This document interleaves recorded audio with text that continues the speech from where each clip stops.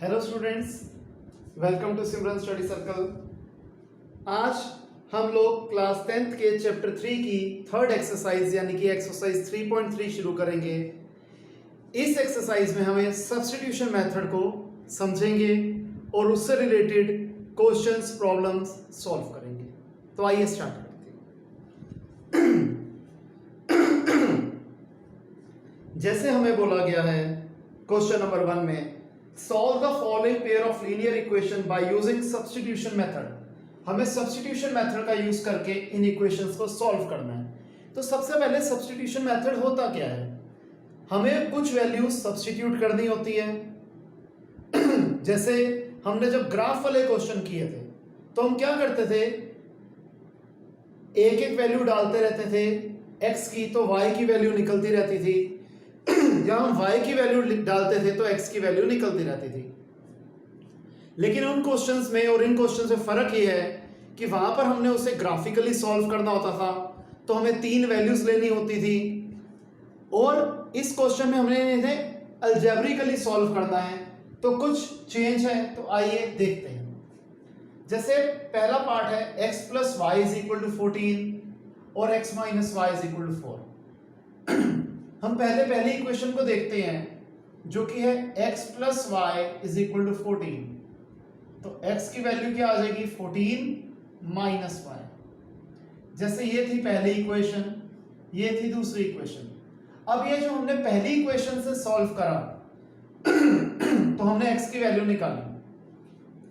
एक बात जो सबसे ज्यादा ध्यान में रखने वाली है कि अगर हम इक्वेशन नंबर 1 से कोई वैल्यू निकालते हैं तो हमेशा उसे इक्वेशन नंबर 2 में ही हम सब्स्टिट्यूट करेंगे, 1 के अंदर कभी भी सब्स्टिट्यूट नहीं कर सकते। एंड वाइसा वर्सा, अगर हमने इक्वेशन 2 को सॉल्व करके कोई वैल्यू निकाली है तो उसको हम इक्वेशन 1 में ही सब्स्टिट्यूट करेंगे।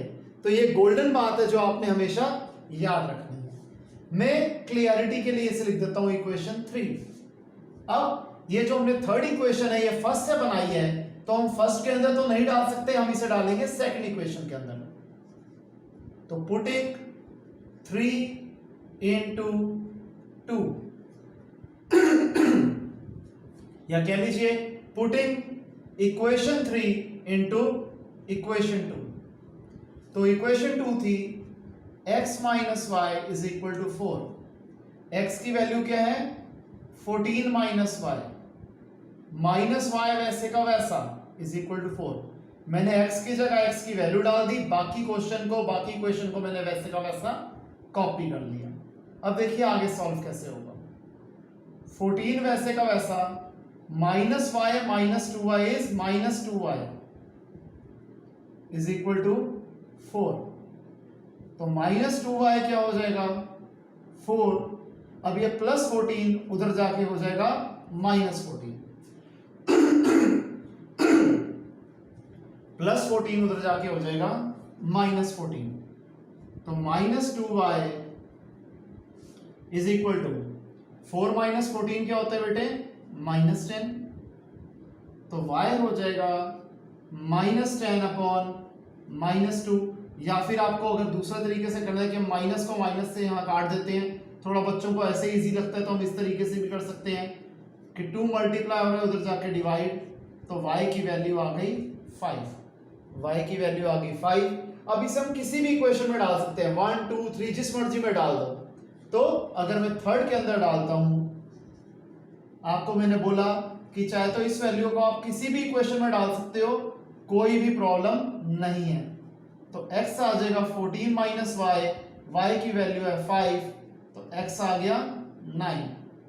दिस इंप्लाइज x है 9 और y है 5। एक चीज ध्यान रखना, अगर आप लोग ये वाला स्टेप नहीं लिखते अलग से, जिसमें आपने क्लियरली सॉल्यूशन बताया नहीं है कि आपने क्या निकाला है, तो आपका हाफ मार्क्स बोर्ड में कट सकता है।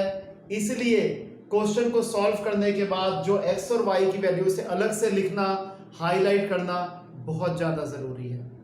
छोटी छोटी बातों का ध्यान रखेंगे तो जहां जहां पर हमारे मार्क्स कट सकते थे हम उसे अवॉइड कर सकते हैं।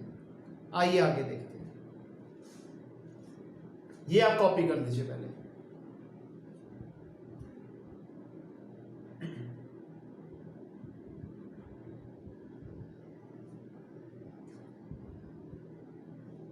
देखिए स्टूडेंट्स, आगे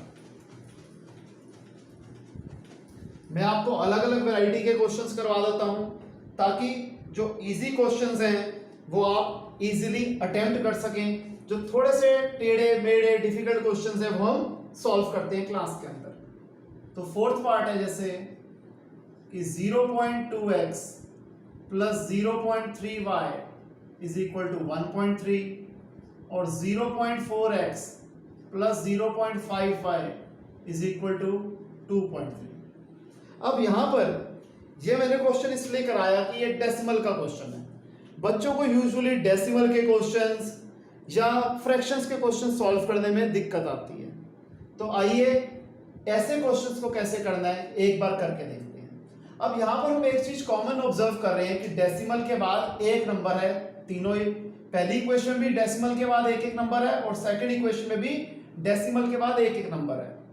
तो मैं इसको यूं कैसे कर सकता हूं कि मैं पहली इक्वेशन और दूसरी इक्वेशन दोनों को ही 10 से मल्टीप्लाई कर देता हूं। ठीक है जी, हमें इक्वल नंबर से हमने मल्टीप्लाई कर दिया तो ये हो जाएगा 2x plus 3y is equal to 13 और दूसरी इक्वेशन बन जाएगी 4x plus 5y is equal to 23। आप इसे कॉपी करिए।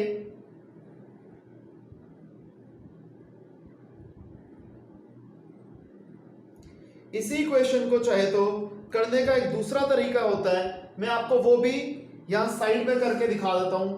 आपको जोन सा तरीका इजी लगे, जोन सा तरीका कन्वीनियंट लगे, आप उस तरीके से क्वेश्चन को सॉल्व कर सकते हैं। जैसे अगर मैं इस इक्वेशन को 10 से मल्टीप्लाई नहीं करता तो क्या होगा। अब यहां पर था ये 0.2x, तो इसे मैं नॉर्मल डेसिमल को हटा देता हूं। डेसिमल की जगह 1, एक नंबर है 1 0। अगेन डेसिमल की जगह एक नंबर है 1 0 इज इक्वल टू 1.3। अगेन ये 13/10 हो गया। अब अगर मैं इस इक्वेशन को सॉल्व करूं तो 10 एलसीएम आ गया, 2x प्लस 3y। अगेन आपको पता है हम एलसीएम लेते हैं, डिनोमिनेटर से डिवाइड करते हैं, जो आंसर आता है उसे न्यूमरेटर से मल्टीप्लाई करते हैं। 10 को 10 से डिवाइड किया 1 इंटू 2x 2x, 10 को 10 से डिवाइड किया 1 into 3y 3y is equal to 13/10। 10 से 10 कट गया, 2x plus 3y is equal to 13। Again आप देख रहे हैं दोनों इक्वेशंस में कोई फर्क नहीं है। आप दोनों में से जोन सा मेथड आपको इजी लगे, कन्वीनियंट लगे, आप वो यूज कर सकते हैं। इसी तरीके से सेकंड इक्वेशन भी बन जाएगी। तो आप जिस मर्जी तरीके से करिए, कोई प्रॉब्लम नहीं है। मैं यहां से इस क्वेश्चन को, इस इक्वेशन को अब कंटिन्यू करता हूं। अब हमारी ये जो दो इक्वेशंस हैं, मैं या तो इन्हें अब इक्वेशन 1 और 2 लिख लेता हूं, या तो पहले इसका भी मैं स्टैंडर्ड फॉर्म बना देता हूं। तो स्टैंडर्ड फॉर्म क्या हो जाएगी। वैसे तो इस क्वेश्चन में स्टैंडर्ड फॉर्म बनाने की कोई जरूरत ही नहीं है, तो इसीलिए ऐसे ही रहने देते हैं, क्योंकि यहां पर हमने रेशियोज को कंपेयर नहीं करना। तो जैसे पहली इक्वेशन है, इसे हम सॉल्व करते हैं। यह है 2x plus 3y is equal to 13। तो 2x क्या आ जाएगा 13 माइनस 3y, x आ जाएगा 13 माइनस 3y अपॉन 2। ये हो गई equation 3।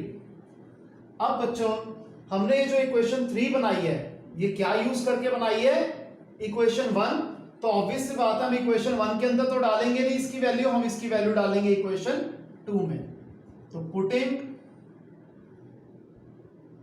x is equal to 13 minus 3y upon 2 in equation 2। हम ऐसे भी प्रेजेंटेशन कर सकते हैं, और जैसे मैंने लास्ट क्वेश्चन में प्रेजेंटेशन कराई थी वैसे भी कर सकते हैं। बहुत सारे तरीके हैं। अगेन आप अपनी कन्वीनियंस के हिसाब से इसे जैसे मर्जी सॉल्व कर सकते हो। तो सेकंड इक्वेशन जो है वो है 4x plus 5y is equal to 23। अब हम यहां पर x की वैल्यू डालते हैं। 4 into 13 minus 3y upon 2 plus 5y is equal to 23। 2 1 जा 2 2 जा 2 into 13 26, 2 into minus 3y minus 6y plus 5y वैसे का वैसा is equal to 23। 26 minus 6y plus 5y क्या है minus y is equal to 23। तो माइनस y आ जाएगा 23 प्लस 26 इज इक्वल टू के ऑपोजिट साइड जाके माइनस 26। तो माइनस y आ गया -3, माइनस से माइनस कट गया, y आ गया 3, y आ गया 3। अब हम इस y की वैल्यू जो 3 आई है इसे थर्ड में डाल देते हैं। Putting y is equal to 3 in equation 3, x है 13 minus 3y upon 2, 13 minus 3 into 3 upon 2, 13 minus 9 upon 2, 4 upon 2, ये आ गया 2। फिर अगेन जैसे आपको समझाया था हमने फाइनल आंसर्स को जरूर लिखना होता है। तो x आया हमारा 2 और y आया था हमारा 3। ये एक स्टैंडर्ड क्वेश्चन था, एक अच्छा क्वेश्चन था कि कैसे सॉल्व किए जाती हैं इक्वेशंस। अब एक हम क्वेश्चन 5th पार्ट कर लेते हैं जो कि रूट वाला है। आइए वो क्वेश्चन देखते हैं कैसे करना है। आप पहले ये कॉपी कर लीजिए।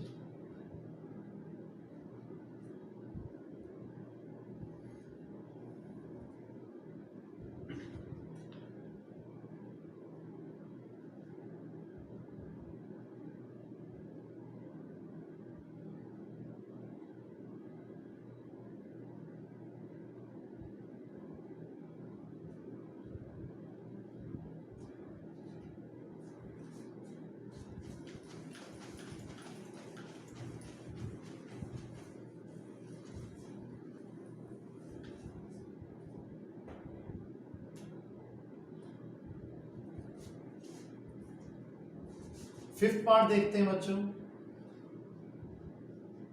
जो कि है √2x plus √3y is equal to 0। ये हो गई हमारी इक्वेशन 1। और दूसरी इक्वेशन है √3x minus √8y is equal to 0। आइए पहली इक्वेशन को सॉल्व करते हैं। तो ये हो जाएगा √2x plus √3y is equal to 0। तो √2x हो जाएगा माइनस √3y, x हो जाएगा माइनस √3, √2 मल्टीप्लाई हो रहा है इधर जाके डिवाइड, y वैसे का वैसा। x की वैल्यू आ गई माइनस √3 अपॉन माइनस √2, या फिर आप कह लीजिए माइनस √3y अपॉन √2। ये हो गई थर्ड इक्वेशन। अब हम करते हैं putting x is equal to minus √3y upon √2 in equation 2। तो हमारी इक्वेशन 2 है √3x minus √8y is equal to 0। √3 x की वैल्यू थी minus √3y upon √2 minus √8y is equal to 0। यही थी। एक बार यहां तक आप पहले कॉपी कर लीजिए।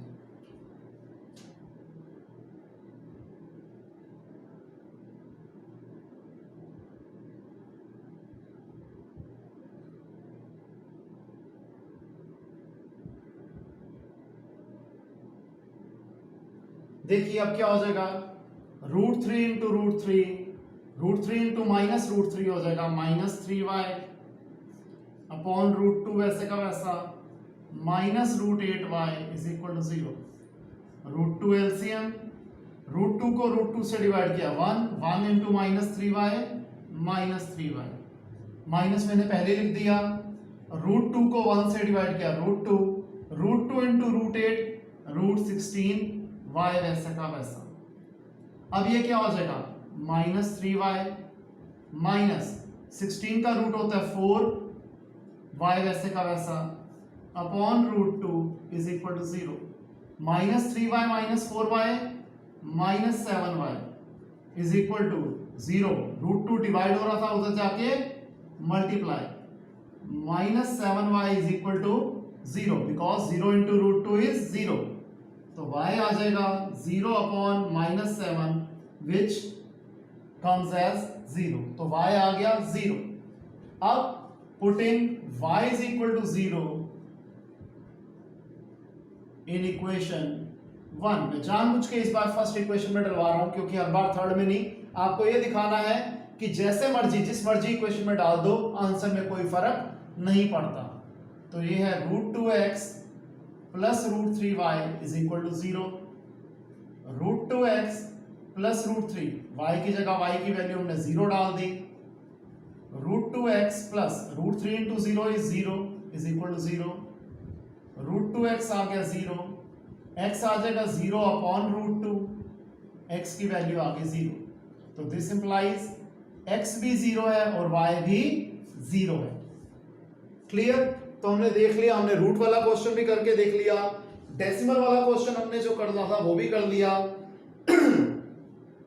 अब जो फ्रैक्शन वाला क्वेश्चन है उसमें मेरे ख्याल से दिक्कत नहीं आएगी क्योंकि उसमें नॉर्मल एलसीएम लेके पहले हम सॉल्व कर लेंगे, फिर हो जाएगा क्वेश्चन। इन केस दिक्कत आती है तो अगेन मैं हमेशा बोलता हूं कि जिसको दिक्कत आए अपना क्वेश्चन व्हाट्सएप पे ड्रॉप कीजिए, आपको उसके सॉल्यूशन मिल जाएंगे। आपको कोई चीज लाइव समझनी है आप वीडियो कॉल कीजिए, आपको वो चीज क्लियर कर दी जाएगी। यहां तक कॉपी कीजिए फिर आगे करते हैं।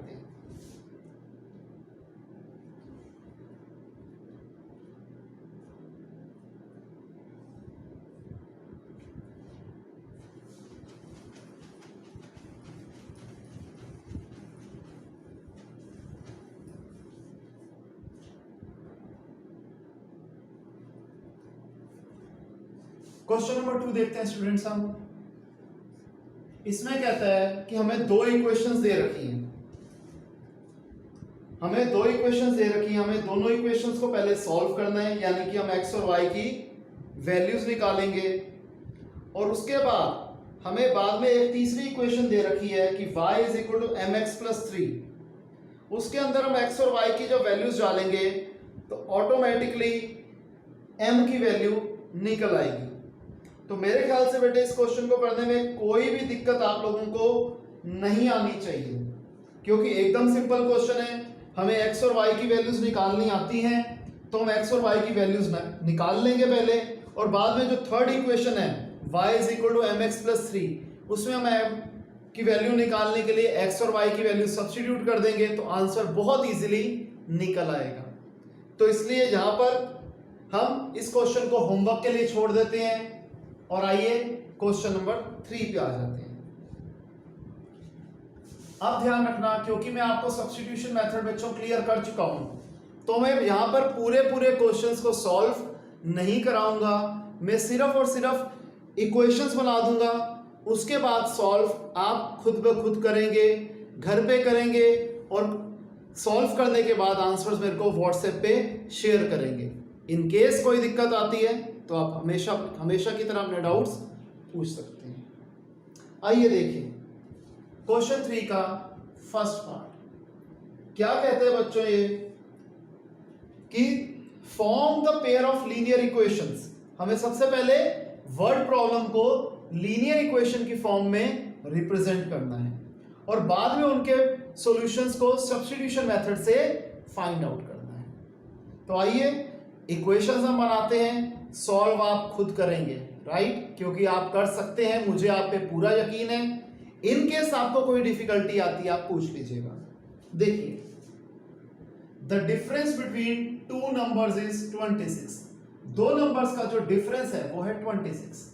मैं मान लेता हूं लेट द बिगर नंबर या फिर लेट द लार्जर नंबर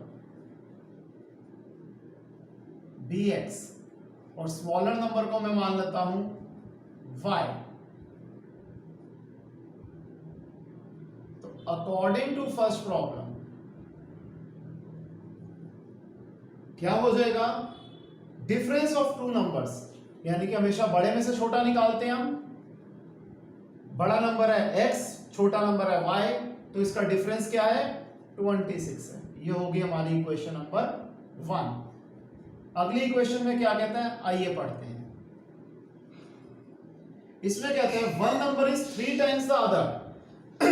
एक नंबर दूसरे नंबर से 3 गुना ज्यादा बड़ा है, तो ऑब्वियस सी बात है जो बड़ा नंबर है वही 3 गुना ज्यादा होगा छोटे नंबर से।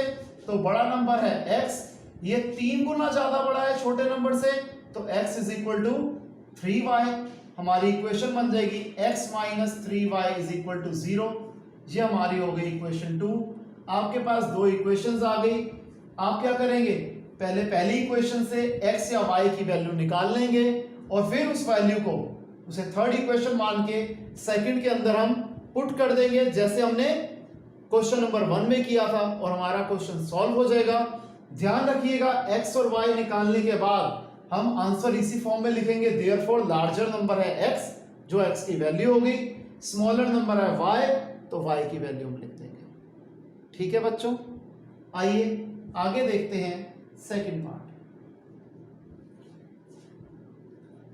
सेकंड पार्ट में कहता है the larger of to supplementary angles exceeds the smaller by 18 degree.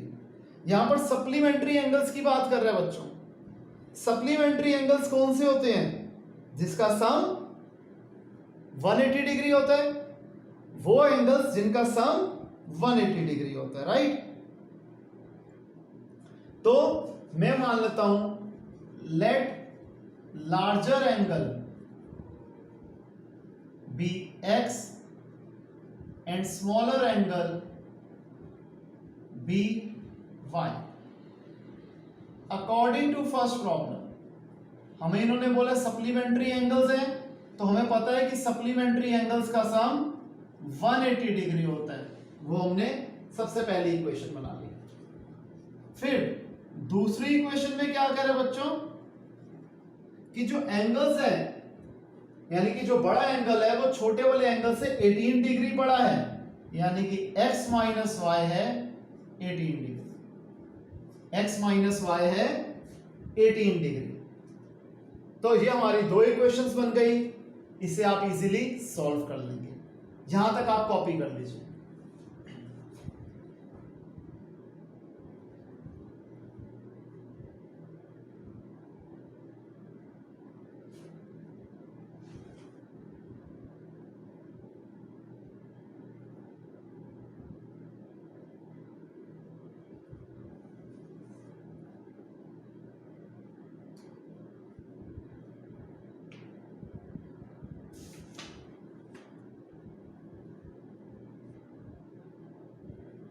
आइए स्टूडेंट्स आगे करते हैं।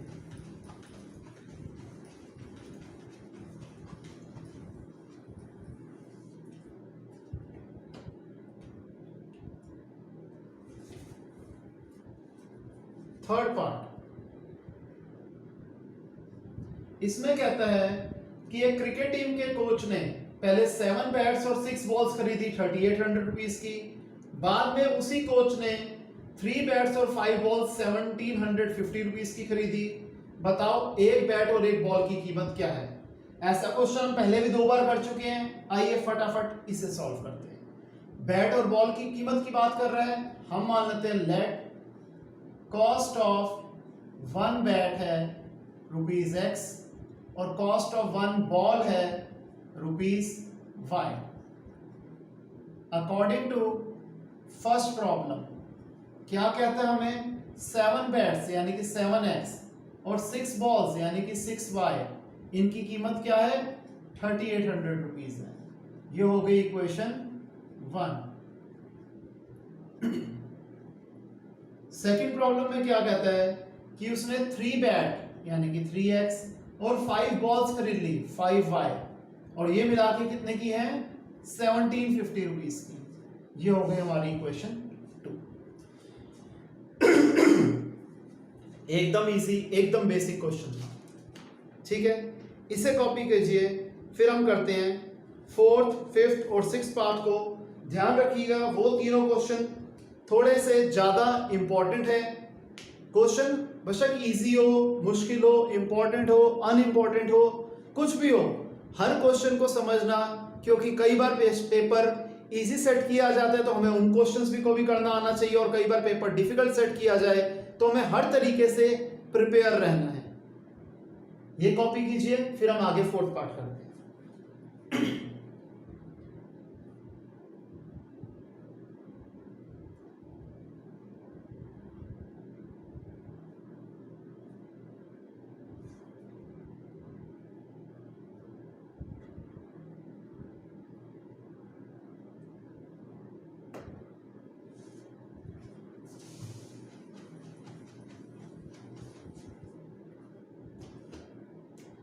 आइए स्टूडेंट्स फोर्थ पार्ट देखें। क्या कहता है? The taxi charges in a city consist of a fixed charge together with the charge of distance covered. जो एक टैक्सी का किराया है एक सिटी में, वो किस प्रकार से है? एक तो फिक्स चार्ज है और दूसरा चार्ज है जितने किलोमीटर आपने टैक्सी में ट्रेवल किया। तो मैं सबसे पहले मान लेता हूं कि let the fix charges be ₹X and charge per kilometre be ₹Y। मैंने फिक्स चार्ज को मान लिया ₹X और चार्ज पर किलोमीटर को मान लिया ₹Y। अब देखो क्या कहते हैं हमें फर्स्ट प्रॉब्लम में कि अगर हम 10 किलोमीटर का डिस्टेंस ट्रेवल कर रहे हैं तो हमें 105 रुपए पे करने पड़ रहे हैं।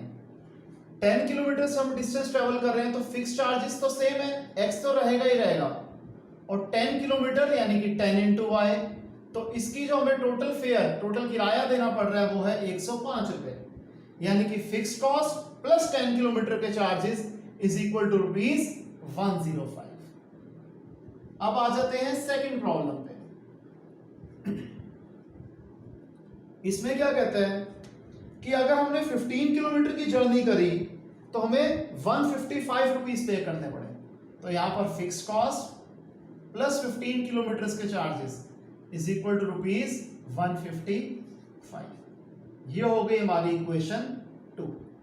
अब ये दोनों इक्वेशन को हम सॉल्व कर देंगे तो हमारे पास x की वैल्यू भी आ जाएगी और y की वैल्यू भी आ जाएगी। अब क्वेश्चन के अंदर एंड में देखो हमसे मांग क्या रहा है। एक तो कह रहा है कि फिक्स चार्जेस और चार्ज पर किलोमीटर बताओ, वो तो हम निकाल लेंगे सॉल्व करके, और बाद में एक चीज हमसे अलग से मांग रहा है कि बताओ कितने पैसे एक बंदा पे करेगा अगर उसने 25 किलोमीटर ट्रेवल करा।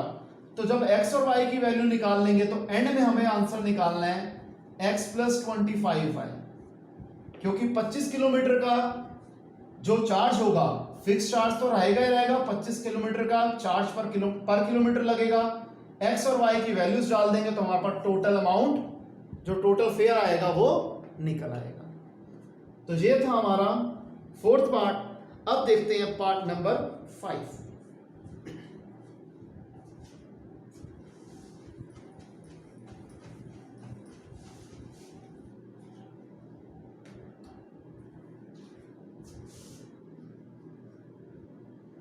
इसमें कहता है a fraction becomes 9/11 if 2 is added to both numerator and denominator.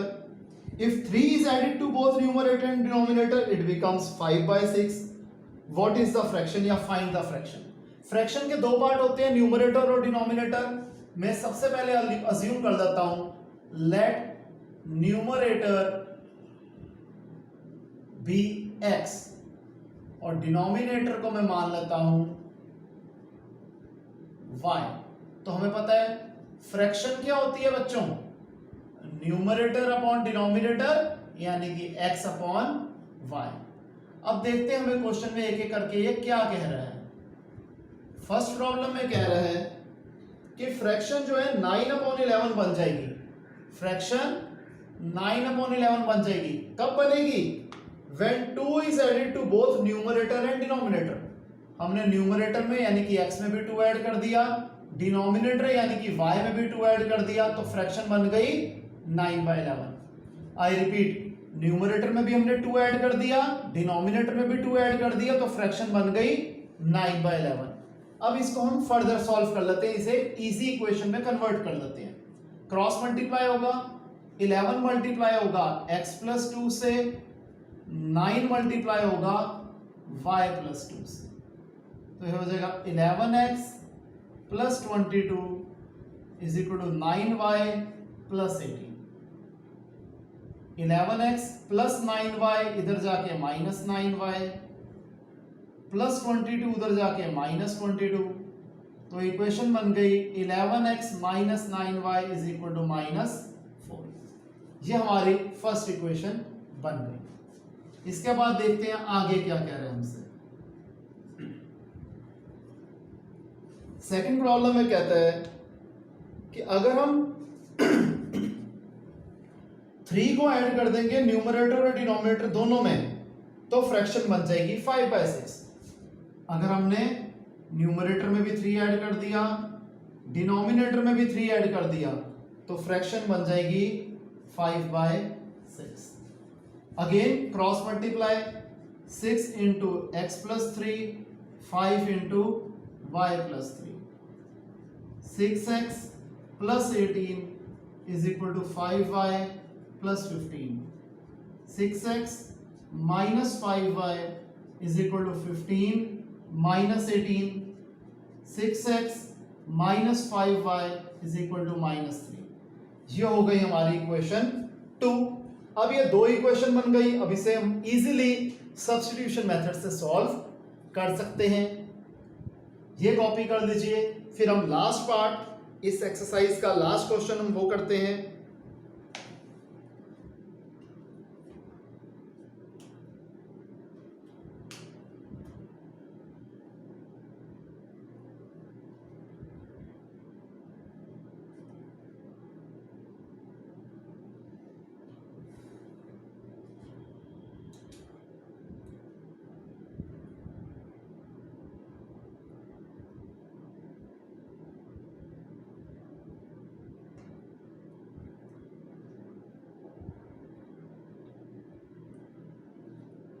आइए लास्ट पार्ट देखें।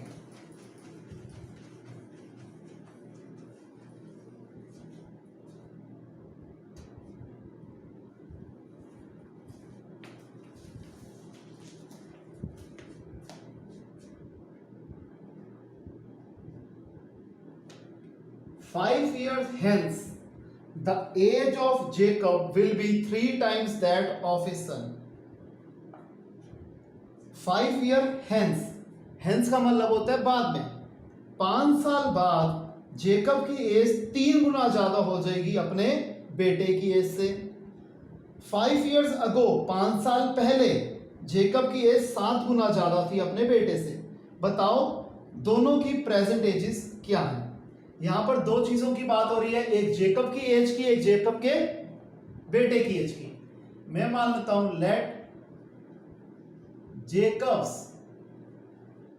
प्रेजेंट एज है x ईयर्स और जेकब के बेटे की प्रेजेंट एज है y ईयर्स। एक एक करके दोनों इक्वेशन को आराम से समझते हैं। हमें फर्स्ट प्रॉब्लम में क्या कह रहा था 5 साल बाद अगर हम इजीली तोड़ तोड़ के आराम से समझते हैं। 5 साल बाद जेकब की एज होगी x प्लस 5 और जेकब के बेटे की एज होगी y प्लस 5। राइट, ये बात समझ में आती है। आज अगर मैं 10 साल का हूं तो 5 साल बाद में 10 प्लस 5 15 ईयर्स का हूंगा। आज अगर मैं 25 साल का हूं तो 5 साल बाद में 25 प्लस 5 30 ईयर्स का हूंगा। इसलिए प्रेजेंट एज में हम 5 ऐड कर देंगे तब हमारी 5 साल के बाद की एज निकल आएगी। अब यहां क्या कह रहा है 5 साल बाद जेकब कह रहा है कि जेकब की एज अपने बेटे से 3 गुना ज्यादा हो जाएगी जो उसके बेटे की एज उस समय होगी। आज जेकब की एज है x, उनके बेटे की एज है y। 5 साल बाद जेकब की एज हो जाएगी x प्लस 5 और उनके बेटे की एज हो जाएगी y प्लस 5। अब क्या कह रहे हैं जेकब कि 5 साल बाद मेरी जो एज होगी वो मेरे बेटे की एज से 3 गुना ज्यादा होगी जो उनकी उस समय एज होगी। तो उस समय उनके बेटे की एज होगी y प्लस 5 और जेकब की एज अपने बेटे से 3 गुना ज्यादा बड़ी होगी। यानी कि x प्लस 5 क्या होगा 3 times y plus 5। I repeat, Jacob की एज 5 साल बाद क्या होगी, जो उसके बेटे की एज 5 साल बाद है उससे 3 गुना ज्यादा बड़ी। और हमेशा हम जिससे बड़े होते हैं हम उसकी एज को प्लस या मल्टीप्लाई करते हैं। यहां पर जेकब अपने बेटे से 3 गुना ज्यादा बड़ा हो रहा है तो बेटे की एज को 3 गुना करेंगे। हमेशा ध्यान रखना अपनी एज को 3 गुना नहीं किया जाएगा, क्योंकि हमारी एज बेटे की एज से 3 गुना ज्यादा बड़ी है, तो बेटे की एज को 3 से मल्टीप्लाई करेंगे तो हमारी एज निकल आएगी। अब इसकी इक्वेशन बना लेते हैं। ये हो जाएगा x plus 5 is equal to 3y plus 15, x minus 3y is equal to 15 minus 5, x minus 3y is equal to 10। ये हो गई हमारी इक्वेशन 1।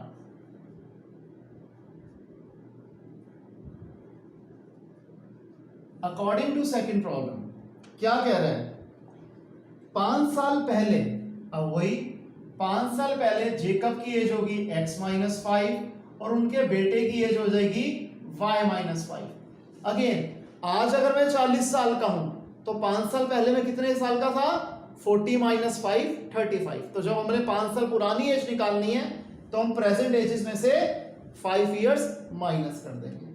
अब ये क्या कहते हैं जेकब कि 5 साल पहले मैं अपने बेटे की एज से कितना गुना ज्यादा बड़ा था, 7 गुना ज्यादा बड़ा था, जो उनकी एज 5 साल पहले थी।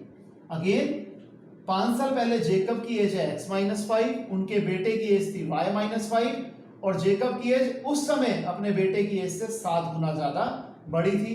तो जो बेटे की एज 5 साल पहले थी उसको हम 7 गुना कर देंगे, यानी कि 7 से मल्टीप्लाई कर देंगे, तो मिस्टर जेकब की एज उस समय की निकल आएगी। तो ये क्या हो जाएगा, x minus 5 is equal to 7y minus 35।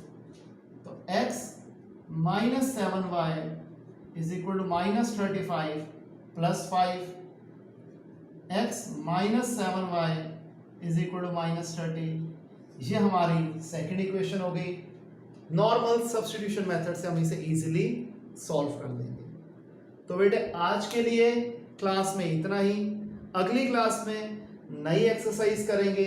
तब तक आप इस एक्सरसाइज के सारे क्वेश्चन, कंप्लीट क्वेश्चन माइंडेड, सारे के सारे क्वेश्चन पूरे के पूरे सॉल्व करके रखेंगे, इररिस्पेक्टिव वो पार्ट हमने क्लास में कवर किया था या नहीं किया था।